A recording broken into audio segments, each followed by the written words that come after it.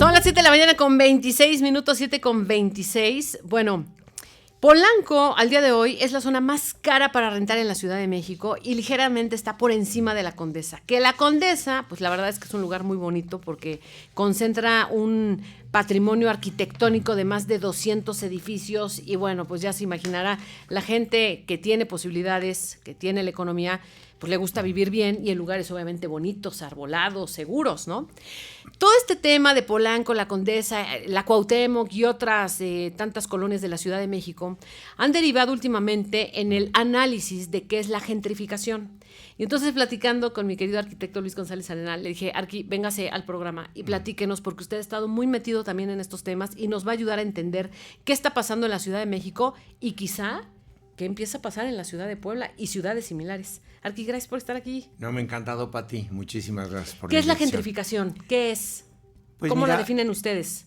Es un tema, o sea, es un neologismo que se puso de moda en los 60s por unas partes de Londres que empezaron a mejorar, o sea, mejorar en cuanto a condiciones, empezó a subir los precios, porque aparte todo lo que mejoras, remodelas o mejoras las condiciones de vida, en la Condesa hay otros factores que ahorita te platicaré, pues automáticamente tiene que tener un precio diferenciado. Si tú mañana la mitad de tu cuadra decide dejar maravillosa esa mitad y llenar de arbolitos y maravilloso, bueno, pues va a valer más tu propiedad y por lo tanto a la hora que la quieras rentar, pues va a haber más demanda y tú lo vas a rentar más cara.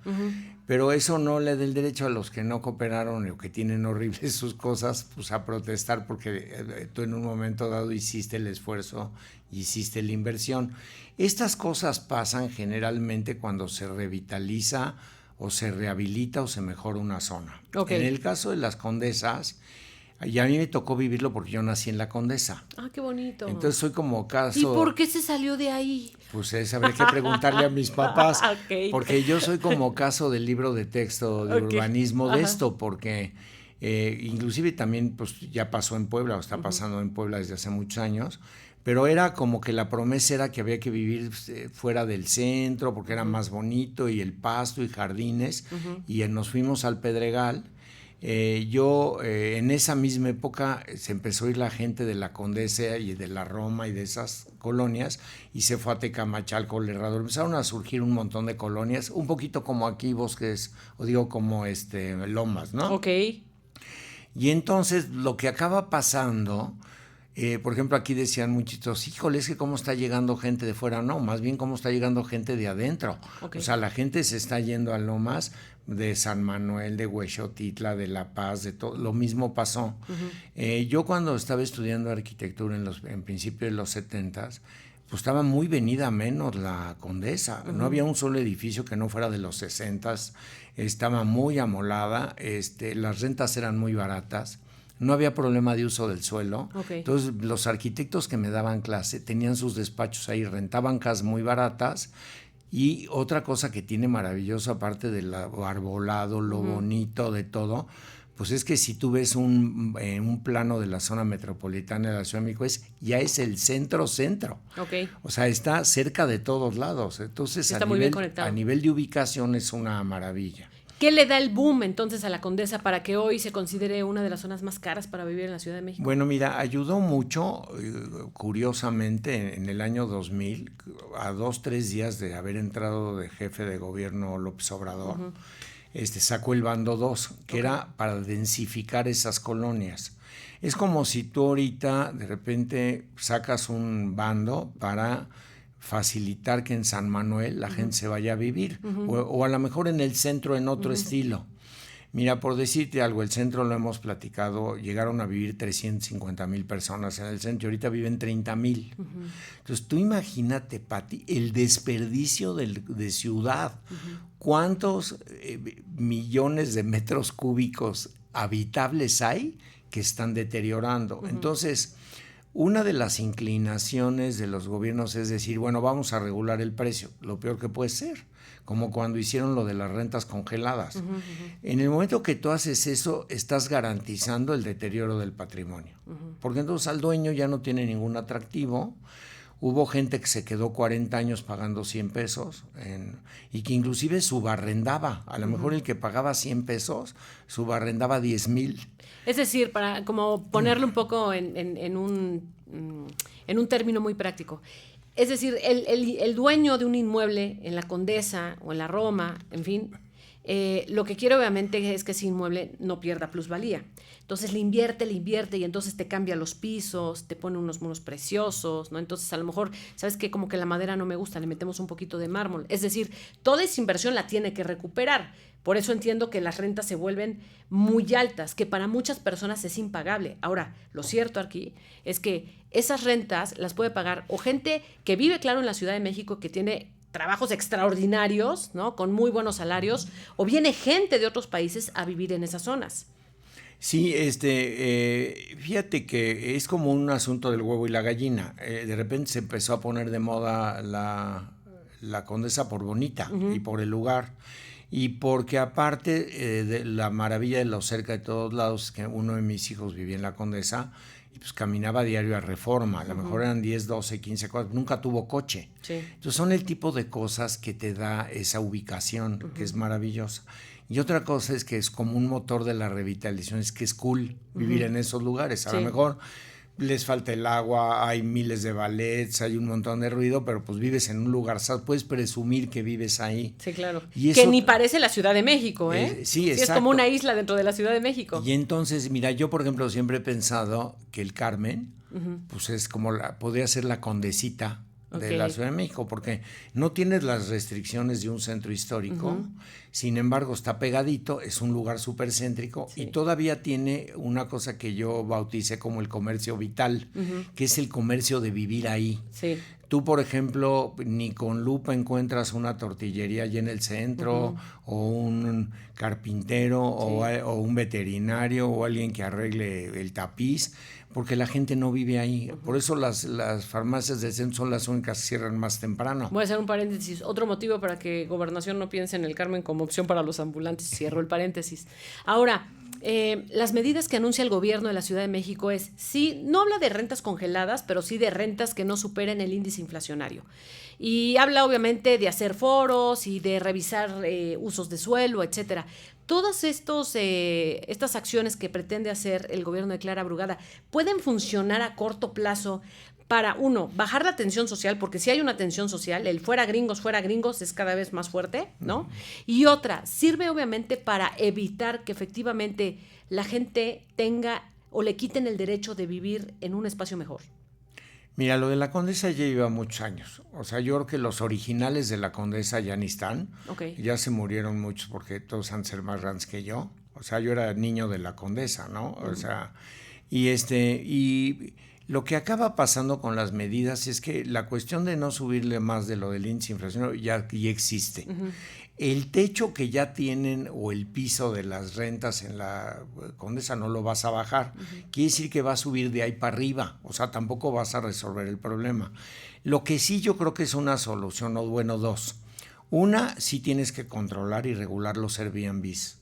Se calcula que a lo mejor hay 30,000 Airbnbs en la Ciudad de México y el 50% de eso está en esa zona. ¿Por qué? Porque es la zona turística, ¿no? Por ejemplo, en Barcelona ahorita ya reaccionaron. En Barcelona sí se generó una tragedia en ese sentido. Hay entre 15 y 18,000 Airbnbs solo en la zona de la Ciudad Vieja y el Ensanche, que es la zona turística. Entonces ya prohibieron los Airbnbs. Daban por 3 años los permisos, ya se acabó.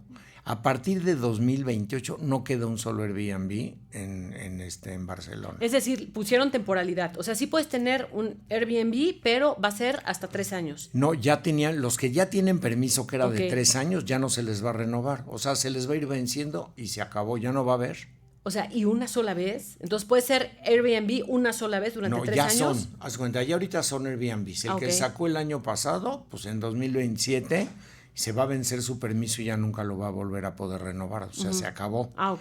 Porque sí, yo creo que eso es lo que más te afecta en la gentrificación y en el costo. ¿Por qué? Porque corren a los inquilinos y a lo mejor rentándole un fin de semana o 3 fines de semana sacan la renta del mes. Sí, sin bronca. O por ejemplo, nosotros teníamos un amigo de uno de mis hijos en Madrid, tenía un lugarzazo su departamento, pues se iba el fin de semana a casa de sus papás que vivían en las afueritas, Okay. y en Airbnb tenía un ingreso. Hay gente que inclusive yo conozco que se salió de la Condesa cuando empezaron a subir los precios, propietarios, que con ese dinero viven en otro lado y les sobra.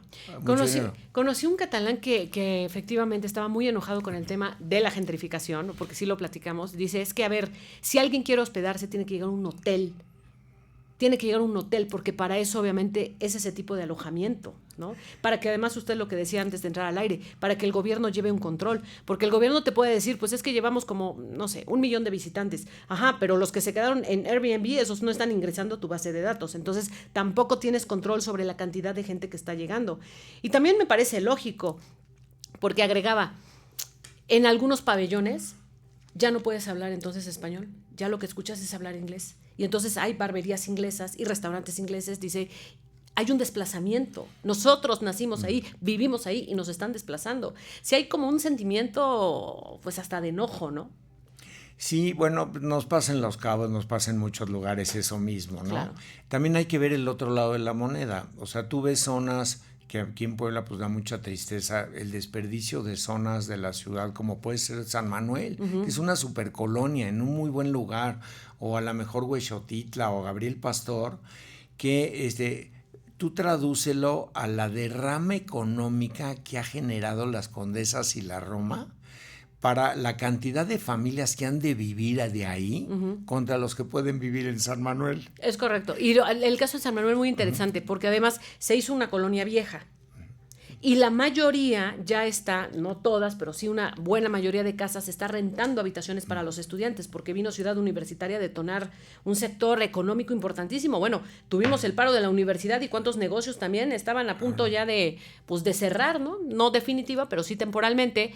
Y entonces esos espacios, o sea, dentro de esas casas habilitaron cuartos para que la gente llegue a vivir. ¿Eso se reguló? ¿Nunca se reguló? No, inclusive... Barrio de Santiago, y así podríamos irnos con muchas otras zonas. Y por ejemplo, en el caso de los Airbnb sí se necesita una regulación. Tú ponte a pensar, Pati, que 15,000 o 18,000 Airbnbs están generando dinero, pero aparte puede ser un problemón de protección civil, seguro no tienen extinguidores, no tienen nada, no hay reglas, nadie sabe qué onda, y aparte tienes que proteger al consumidor. El pobre cuate que viene desde quién sabe dónde, que voló 14 horas, de repente no se parece nada a lo que le ofertaron, está en un lugar horrible, las fotos no checan, están malos servicios. Y por otro lado hay el impuesto, por ejemplo aquí en Puebla del 3%, que es el turístico, pues que está dejando de entrar. O sea, ¿cuántos? Si hay 1,000 o hay 2,000 o hay 3,000 o 4,000, pues son cuartos. Inclusive hay unos que son más cuartos. Puede ser un departamento de 3 recámaras. Entonces, nunca vamos a saber si hay 3,000 cuartos por ahí de ocupación hotelera o turística que no tienen ninguna regulación y que no están pagando ¿No le parece impuesto? Que el gobierno va como un paso atrás? Entró Uber, no sabíamos que era Uber, o se veía en otras ciudades, ay no, ya entró, ya nos dio problema, entonces ahora hay que regular. Entró obviamente ahora las motos Uber, no, pues ya vimos que son un problema, ahora tenemos que regular. Ahora ya el Airbnb, ya es un problema y ahora tenemos que regular. Sí creo que el gobierno va un paso atrás, primero le explotan las cosas y luego las trata de componer. ¿Cuál es la solución para la gentrificación? Pues mira, ir adelante, yo creo que sí es importante. Yo creo que todo lo que sea mejorar una zona todo es positivo. Okay. Digo, porque si no se deteriora lo que hay, y qué tristeza que todo se caiga, porque así como se puede gentrificar, se desgentrifica. Lo que estamos platicando ahorita de esas colonias, inclusive La Paz, cuando empezaron a dejar hacer algunos edificios y todo, empezó a cambiar la zona. Pero en realidad de nada nos sirve tener caserones abandonados en el que pues ya no está sucediendo nada, ningún tipo de actividad, ya no hay comercio, ya no hay nada. Entonces, creo que el Airbnb es el primer paso. Eso es algo que sí deberían de hacer. Platicábamos ahorita que en la Ciudad de México sí se reguló en 2024, con el 50% nada más, con un impuesto, se tienen que registrar, pero de repente ahorita decidieron diferirlo Pues porque viene el Mundial. Ok. Y en el momento que viene el Mundial, pues de repente tienes 10 o 15,000 o 20,000 que matas la oferta, o a lo mejor hay unos que no se van a registrar o que ya no vas a poder controlar. ¿Por eso Entonces, no lo tocaron a fondo? pues yo creo que por eso lo están pensando. Claro. Porque entonces aumenta tu capacidad de recibir una barbaridad de gente. Sí, claro. Pero creo que un gran primer paso sí se tiene que regular. Sí. Yo creo que estas movilizaciones también como visibilizaron el problema, ¿no? Sí. Y también lo que a mí me preocupa es que de repente ya sabe que nos exacerbamos en las emociones, y el problema es que estas conductas de odio, porque yo creo que también reflejan los destrozos, o sea, que dices, bueno, te puedes manifestar, claro, puedes levantar la voz, pero ¿qué necesidad hay de destrozar restaurantes, ¿no? Y bueno, perjudicar a terceros. Bueno, ya lo vimos con lo de la UNAM, muy mal, por cierto, el gobierno de la Ciudad de México. Si sabe que van los encapuchados, no encapsulan nada, no detienen a nadie, la verdad es que son muy permisivos, pero bueno, el problema es que estas conductas se vayan replicando, se vayan extendiendo, se vayan profundizando, y al rato también represente para una persona que tiene todo el derecho de venir de otro país a vivir a México, represente también un riesgo, ¿no? Sobre todo, Pati, lo que tú dices, todo el derecho, es como nosotros estamos muy ofendidos porque tratan muy mal a nuestros migrantes en Estados Unidos. Así es. Estamos siendo exactamente lo mismo. Y aparte, ni siquiera han de ser tantos, Pati. En ese universo, la Condesa y la Roma son gigantescas. Sí. En realidad el porcentaje debe de ser verdaderamente ridículo, ¿no? Entonces no están afectando en eso tampoco, no es la gente que está subiendo el precio, no nada.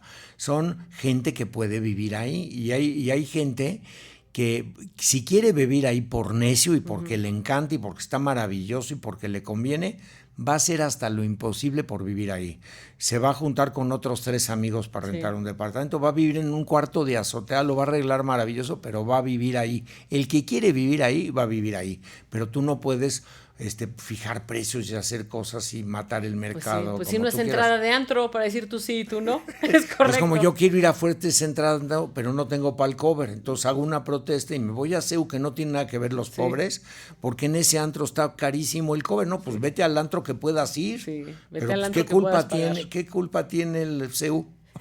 Es correcto. ¿Qué tema? Pues, mi querido arquitecto Luis González Arenal, gracias por estar aquí, gracias por explicarnos en términos generales lo que está pasando con la gentrificación, y bueno, yo creo que también ustedes tendrán una opinión. Gracias, Arqui. Muchas gracias, Pati. Muy bueno, amable, los gracias. escucho al 22 25 86 39 21. Vamos a la pausa, regresamos. Soy Pati Estrada, no le cambie.